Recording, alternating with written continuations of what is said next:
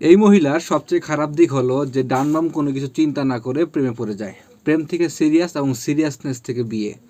তার বেবি আছে, তার কখনো মাথায় আসে না যে রিলেশনের প্রথমে মানুষ যেরকম ইমোশন দেখায় রিলেশনের শেষ অবধি সেরকম ইমোশন থাকে না।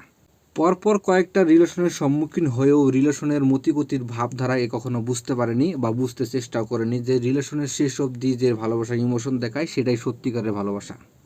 একটি দুটি নয়, পরপর 5টি বিয়ের সম্মুখীন হয়েছে আর সবগুলো বিয়ে করেছে অনলাইনের পরিচয়ে। ভাবা যায় এগুলা।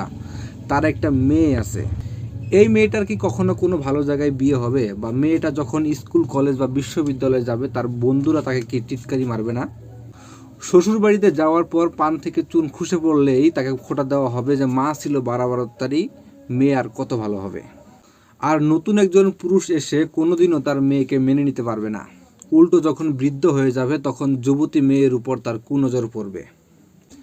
একটা বিয়ের পর দ্বিতীয় আরেকটা বিয়ে হলে যতই কষ্ট না হোক না কেন সেই নারী সেই বিয়েটা বা সেই সংসারটা কন্টিনিউ করে, স্বামীর জ্বালা যন্ত্রণা সহ্য করে, শুধুমাত্র বাচ্চার মুখের দিকে তাকিয়ে। অনেক নারী সংসার করে গিয়েছে আমাদের সমাজে, কিন্তু এ নারীর মাঝখানে এরকম কোনো ধারাবাহিকতা নেই। তার মনে হচ্ছে যে বিয়ে করা একটা ফ্যাশন।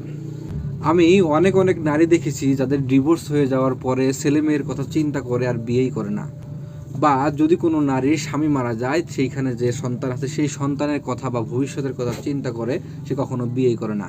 বিয়ে একটা সামাজিক সম্পর্ক, এটা মানুষ সমাজের সম্পর্ক বৃদ্ধি করার জন্য প্রতিনিয়তই করে থাকে। কিন্তু বিয়ে একাধিক মানুষকে বারবার করতে থাকা, বিয়ে একটা শখ, এরকম মানুষ আমি জীবনে প্রথম দেখলাম। আর বর্ষা চৌধুরী হচ্ছে বাংলাদেশে একটা উদাহরণ। বর্ষা চৌধুরীর মতো এরকম মেয়ে যদি বিয়ে নামক এই সামাজিক সম্পর্কটি এরকম হেলে খেলে দিয়ে সমাজের অশ্লীলতা বৃদ্ধি করতে থাকে তাহলে সমাজের জন্য এটা একটা ব্যাধি হয়ে দাঁড়াবে। একে থামানো উচিত।